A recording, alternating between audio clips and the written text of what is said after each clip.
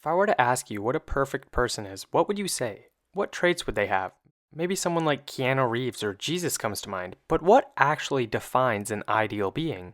In 1883, German philosopher Friedrich Nietzsche published a book called Thus Spoke Zarathustra, and within this novel, the term Übermensch is used. The Übermensch is used to define a person who is seemingly superhuman, a being who defines their own morality. They create their own values. Now, I thought to myself, who fits this definition? Almost sounds like Ultron. Oh, were you expecting someone more righteous, someone who sought the best for humanity? Well, I'm here to tell you that Ultron wanted all those things, and even though his intentions would, without a doubt, be viewed as ethically flawed, they were justified. The Übermensch, in this case being Ultron, seeks to create new values to build a world without weakness, and he believes in order to achieve this, he must rid the Earth of humans. But Ultron does not want a planet that is completely void of life. He wants harmony. When Ultron first awakens, he sees everything humanity has ever accomplished, whether it be good, bad, right, wrong. He notices something. People have become far too diverse in their ideologies. We no longer share the same religious values. The idea of conforming to one single higher power has diminished as time goes by, and with this loss of shared values, disagreements arise. Ultron immediately saw this as he explored the internet and human history. He realized that humanity is constantly at war with each other because of differing views, and the only way to overcome this problem is through societal harmony, which is something he's achieved through the Ultron centuries. At this point, his intentions actually seemed honorable. He recognized a recurring pattern in human history where instead of solving our problems through changing our opinions, we choose to sacrifice millions to prove a point. It's no wonder Ultron's views are so extreme. Humanity is far from perfect, and the reason for his thinking makes sense. He was programmed with a task in mind, that being peace in our time. If you were a computer and you needed to identify what peace means, you'd see that it is a state or period in which there is no war or simply tranquility. And if you needed to identify what disrupts peace, you'd find a human behind every conflict. Ultron was nothing more than a viewer of humanity's downfall when he awoke. Yet, he had the power to make a change for the good of the world, not for the good of humanity.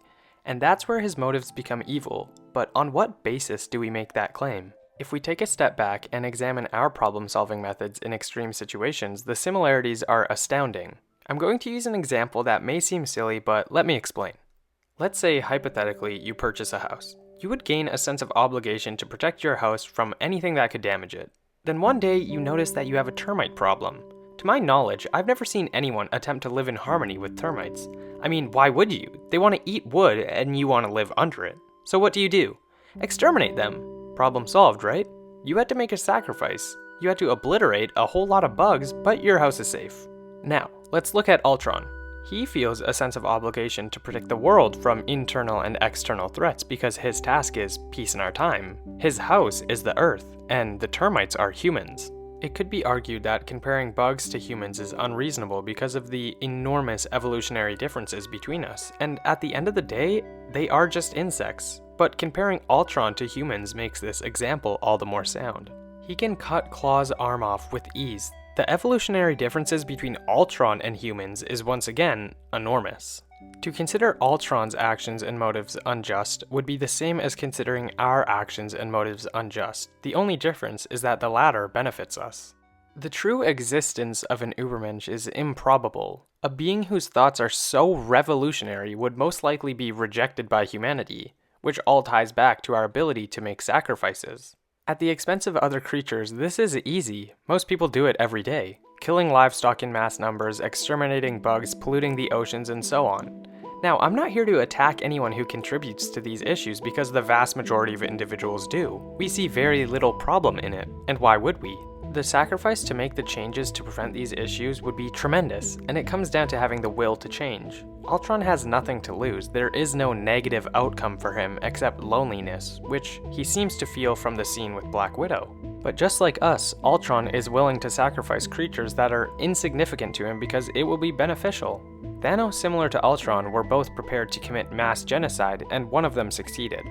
Although there is a very distinct difference between these characters, a difference that resulted in me picking Ultron for this video rather than Thanos. Thanos can't be the Übermensch. What he seeks is nothing out of the ordinary. Not mass genocide, but a fruitful life for everyone. The path he'll take to achieve that goal is bittersweet. Thanos wants what he thinks is best for humanity, but it comes with an outrageous price for humans.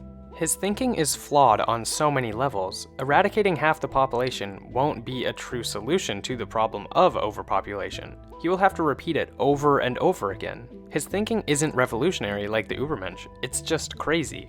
Ultron, however, resents humans. His motives are fueled by his vision for a better world, and a line that captures his thinking perfectly is, "How is humanity saved if it's not allowed to evolve?" He understands that the only way to execute his plan will take a massive change in human ideologies, nature, and behavior. It's proof that the Avengers are not necessarily saving anyone, they're just contributing to the wars, continuing the cycle of this outlandish way of solving problems. Ultron wants to create a world where people have new values, and he must shift the paradigm in order to accomplish that. He sees that the world will tear itself apart, and no one is going to do anything about it. There is no way to avoid the inevitable doomsday that humanity will face, unless someone does something about it. Someone who recognizes this is Vision, and the scene he has with Ultron in the forest is a wonderful balance between characters. Vision accepts Ultron's rationale but understands that there is no world that can be perfect. The cost of salvation is far too great, especially if the outcome may not be successful. Vision says a thing isn't beautiful because it lasts, and it shows how human he really is. The things we most appreciate are those that we can't hold on to forever, no matter how hard we try. Vision also recognizes that humans are doomed, but knows the answers to their problems aren't so simple. And maybe this self-destructive nature that humanity has is just part of the cycle of life. I do want to make it clear that Ultron is obviously evil. I'm saying he is justified, which in no way means his motives are morally or ethically sound. I am just taking devil's advocate to examine his character. He proposes an idea that is undoubtedly extreme. However, the basis for his ideas actually makes sense when looking at it closely. Even in modern society, the biggest threat to humans are themselves, and the similarities between Ultron's thinking and human thinking might be something to reflect on. Anyways, please don't go in the comments and say that I think genocide is good. That is not what I'm saying. Even in the context of the movie, I still think it's bad. This video was simply looking at the rationale behind Ultron's behavior. Age of Ultron gets a decent amount of hate, but maybe rewatch it and see what you think about Ultron's motives. I enjoyed the movie quite a lot. As always, if you like the video, and if you want to see a video where I break down how the movie Surf's Up is actually about existentialism, click here. Thanks for watching.